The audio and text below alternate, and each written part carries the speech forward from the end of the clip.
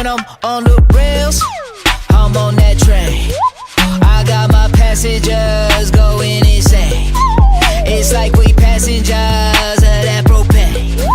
I'm screaming fire, fire, fire, fire, flames.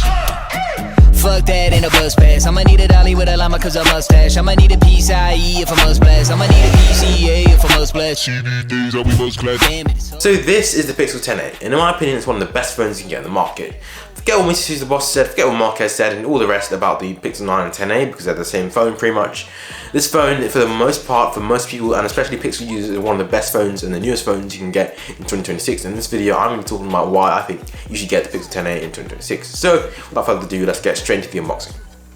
So the unboxing experience was pretty cool. I was actually able to get a deal with the Pixel 10a and the Pixel Buds 2a for £279 as I had a voucher for a broken Pixel 6a which I used to get this voucher, to get the voucher in the first place, and then I used that to buy the phone, and that was excellent. And I'm really happy that I was able to get this deal. The Pixel Buds 2a came for free with the Pixel 10a, so I was able to kill two birds with one stone. And inside the box of both devices we got the charger as well as a leaflet about how to set up the phone. And generally speaking, talking about the setup of the phone, that was easily really nice and quick, and I really did like using this phone on a day-to-day basis, of which I'll come into later. But generally speaking, the setup of the phone, and the unboxing of the phone and the buds were really simple, and it was really great.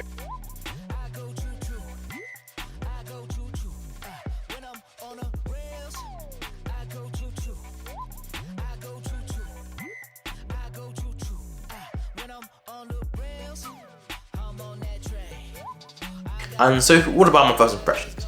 Well, first of all, let's talk about the design of the phone. This design is really sleek and premium. For this price, I think it feels really premium. It's got a plastic composite back on the back of the phone, but it feels like it's glass. It's not actually, in effect, it's probably more durable than some of the other phones you see with glass on the back.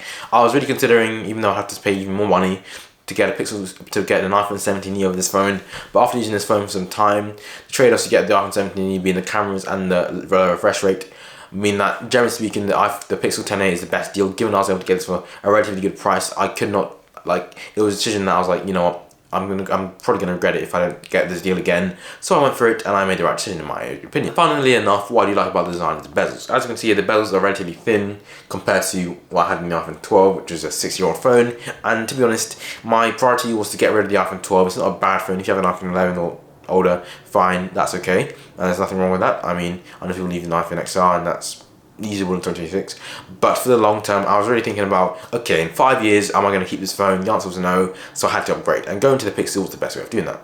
As well as having a composite back on the back, we have an upgraded Gorilla Glass 7i on the front of the phone, meaning that will be more resistant to drops and cracks. And I noticed, even though there's been like 1 or 2 scratches before I put a screen protector on the phone, for the most part, this phone feels durable, premium, and good to use on a daily basis, which is great. As well as this, we also need to talk about the battery life. So the battery life with the Pixel 10a is very good. It's been a week after my testing, but for the most part, after using this for some time, I realized the battery can give you about 5 to 6 hours screen on time. That is definitely good enough, and it's definitely a good step forward. And for the most part, it's much better than my iPhone 12. I don't know what happened to that phone, but that was not good at all, and that was causing me some problems going to and from school. That's no more, and I don't even need to carry a power bank. I believe on going places and going out with my friends to places I like to go, and that's great, and that's better for convenience. And we've got a 5,000 mAh battery inside, double of what I had in the iPhone 12, pretty much, maybe 2/3 better. And generally speaking, a bigger battery and good integration with Google's last TSMC chip, which means the chip that's not been designed wholly by Google, their last version of this, meaning the Tensor G4 before they went fully on board with Google, meaning that we get good efficiency for the most part, and that performance with the chip, which I'll touch on later, is pretty good and should be good for the adequate user and should be adequate for the most people. And the Tensor G4 chip enables features such as AI from the photos, like camera coaching, things like that, but I'm going to touch more on the cameras a bit later and more on that video, so please do stay tuned.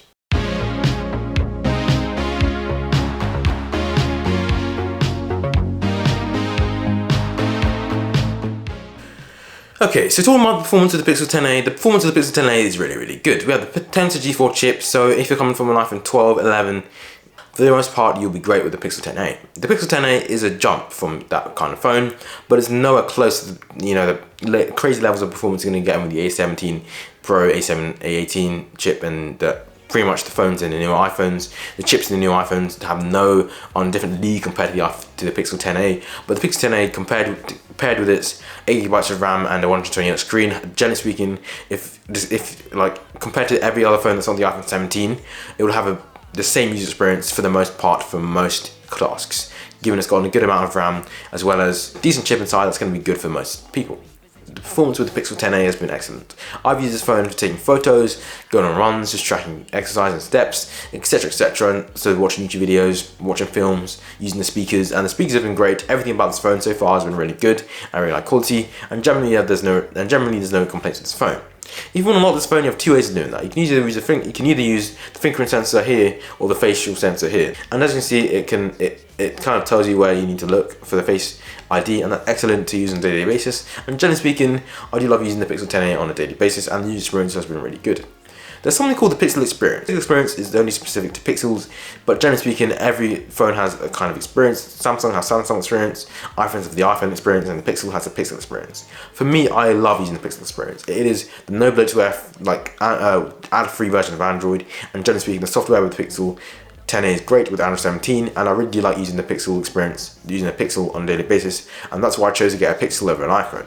And generally speaking, like, I don't have any complaints with the software here. The battery life on this phone is really, really good.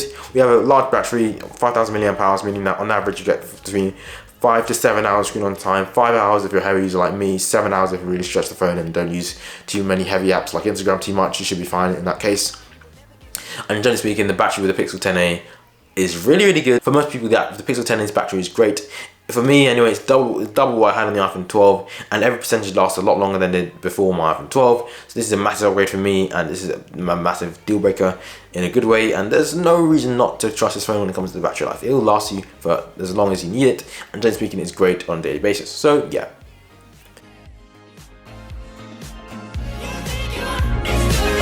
Yeah, but I see who you are.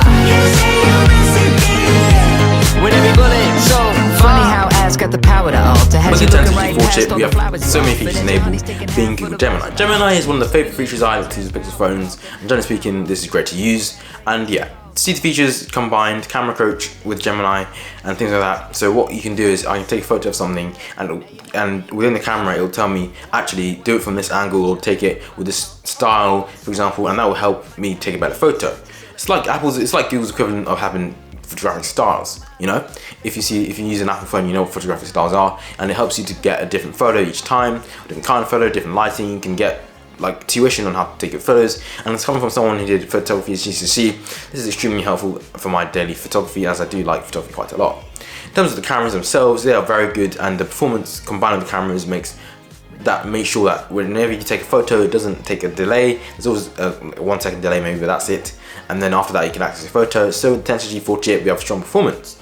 With things like gaming, multitasking, paired with 8GB of RAM, performance is not a problem with this phone. And generally speaking, from my 1 week usage so far, the performance has been great. The cameras are two. We have a 13 megapixel wide and a 14 megapixel main camera with this phone, meaning that camera quality is a lot better than a Pixel 10, camera quality is a lot better than something from an iPhone 12 and below, and even an iPhone 14 or 15. It's really competing with 15 and the 16. The 17s are a step up, I believe, after using the 17 Pro myself. But the camera quality with the Pixel 10a is more than good enough, and it's actually really good, and I've really been impressed with how much detail and how much contrast are in each photo. And generally speaking, the phone is an amazing phone to use. There's so many great features in this phone, so many good reasons, and so many reasons to buy this phone in 2026, especially given that Pixel 11 is going to launch soon, and if you want a budget phone to buy in 2026, this is the phone for you. Anyway guys, that's been my first impressions of the Pixel 10a. This has been an excellent phone so far, and if you guys did enjoy, make sure to like and subscribe down below. Stay tuned for more videos, and I'll be reviewing the Pixel 10a alongside the Pixel 2a, Pixel Buds 2a in a separate video. But from a quick summary, the Pixel Buds 2a sound really good. They have good quality, and for the most part, with the noise cancellation, the noise cancellation is pretty good, but you're going to find out more about that in my review. So if you guys like this video, again, make sure to like, subscribe down below, and I'll see you guys very soon in the next video. Peace out. Fuck your bridge, I'ma learn to swim. There's a few little inches in the world to win. Brick by brick, build a world within. There's a whole lot of threats here to burn, man. Burn and send, earn to win, learn to bend, turn the trend, firm the grip, feel the burn. Turn the will into the urn again. Peel the fur from the curse of men till it's curse of them. With the word of pen, like bird to men in a virgin earth reserved for them. With the only means to preserve is then the written word or the spoken ones. When it's etched in stone till the yoke is sprung, even left alone, then a rope is hung to kill oneself. For the older ones, for the newer ones, are soon to come like noon in front of the sky saloon. One eye for the eye, one eye to the hand. When it's do or die, who gonna die sooner? My mind is my room. To escape, it's a lie at the night you find you. And it's 6 by 8 till I find that gate through the lines of the gate where the light looms. Tycoon me, typhoon got you tied to a pole for the tide to find you. The ebb and flow of letting go.